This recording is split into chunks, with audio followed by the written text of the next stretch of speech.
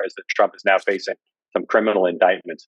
I want to talk a little bit about whether the indictments and any possible convictions could impact how you decide to vote in the end, or whether you decide to vote. How do you feel about the indictments and any possible conviction?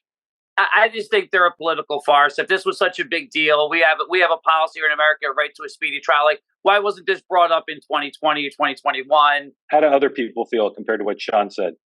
I mean, I agree with in line with that, but it just feels like the DOJ at this point is completely abusing the justice system. And don't get me wrong, like there are some things that I agree, like he probably, well, I don't have facts, but he probably should be charged for. Like he probably was guilty of some of that, but it's entirely being weaponized, and it doesn't seem fair at all. And it feels like just like a big brother tactic to keep dissenters down.